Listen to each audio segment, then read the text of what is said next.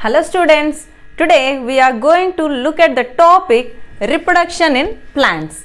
See children, what is reproduction? Reproduction is production of a new plant from the existing plant. It can happen through different means. In detail, we'll discuss when we get into the topic.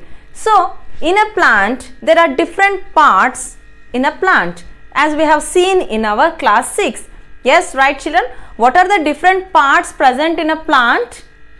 Yes, root, stem, leaf, flowers, fruits, branches. Like this, there are different parts in a plant. So, here which we are discussing now is about the reproduction in plants. Here, flower is called as the reproductive part of a plant.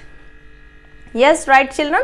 So, we will see what are the different parts in a flower.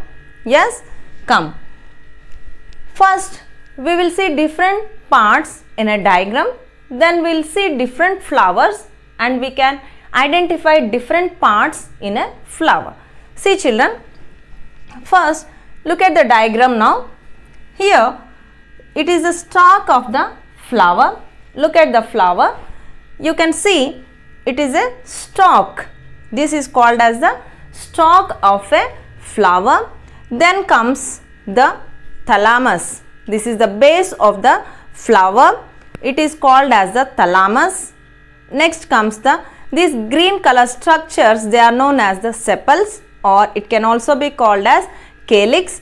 And this colorful part, it is called as the petals. Different flowers have different colored petals. Yes, these petals can also be called as the corolla. And inside you can find different parts. In flower, there are male and female parts separately. If it is a bisexual flower. So, here this is the hibiscus flower, commonly called as China rose, because it is called as bisexual flower. Why? Because the male and female parts are present in the same flower. Now, in the diagram, now look at the diagram. See, this is called as a stalk of the flower, and upon the stalk you can find the thalamus. It is the base of the flower on which you can find the sepals, green color structures. These are the sepals. They are also called as calyx. And after sepals you can find the colorful structure. They are the petals. Petals can also be called as corolla. And inside the flower you can find, here it is a ovary, and ovary extends as a tube. This is called as style, and this style ends with the stigma. So, ovary, style and stigma. This is the female part of the flower. It is also called as the pistil. So, all these parts, ovary, style, stigma, it is called as a pistil. So, all these parts of the female part, it is completely called as the gynoecium. The female part of the flower, it is called as the gynoecium. Next, we will see what is the male part. So, this male part, a structure, strand-like structures, thin strand-like structures extend. These are called as stamens, and upon the stamens you can find a sac-like structure in which you can find the pollen grains. So, this is called as pollen sac or anthers. So, upon the stamens a pollen sac is present. It is called as anther or pollen sac. So, what is the male part of a flower? It has stamens and anther or pollen sac. So, these stamens and anthers, it is nothing but the male part of the flower, and it is called as the androecium. So, the male part of the flower is called as androecium and the female part of the flower is called gynoecium. So, what are the four different parts in a flower which we are going to study are calyx, corolla, androecium and gynoecium. So if a flower has calyx, corolla, androecium and gynoecium, then it is called as a complete flower. Yes, right children, these four parts, calyx, corolla, androecium and gynoecium, then it is called as a complete flower. If any one of this whorl is missing in a flower, then it is called as a incomplete flower. That means if calyx, corolla and androecium is present, gynoecium is absent, then it is called as a incomplete flower. And also if it has calyx, corolla and gynoecium, androecium is absent, then it is also incomplete flower. So when all these four whorls are present, calyx, corolla, androecium and gynoecium, then only a flower can be called as a complete flower. And we will see different flowers, bisexual and unisexual flowers. So what are bisexual flowers?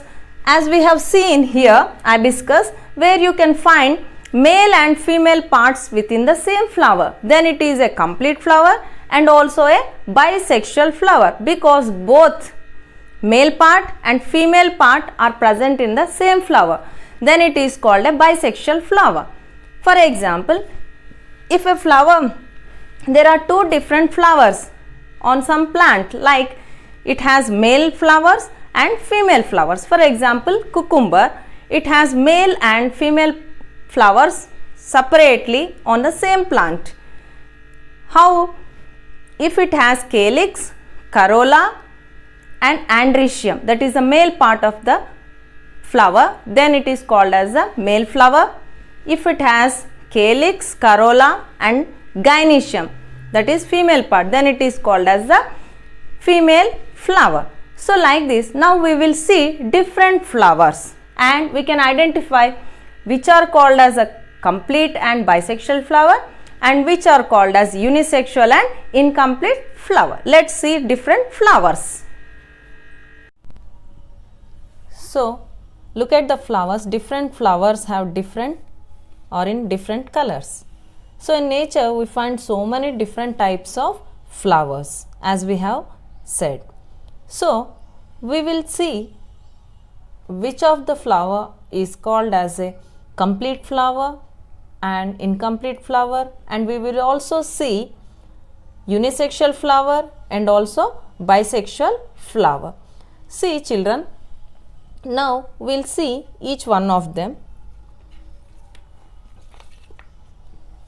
Now we will see the different parts of a flower. See, look at this flower. It has a stalk. This is the stalk of the flower. Here, this is a thalamus of the flower, on which different parts are being seated on the thalamus. So here, this green color things here, these are called the calyx or simply sepals of a flower. Next, this green color thing is the sepals or calyx of a flower, and these colored structures, each flower will have different colored petals. These are petals and they are also called as corolla. So we have seen the stalk, thalamus, this is a thalamus on which the sepals or calyx, and these are the petals or corolla of a flower.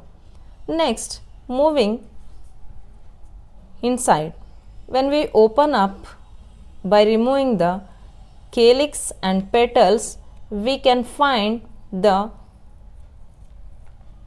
other parts of the flower. So what are the other parts of the flower? We will see now.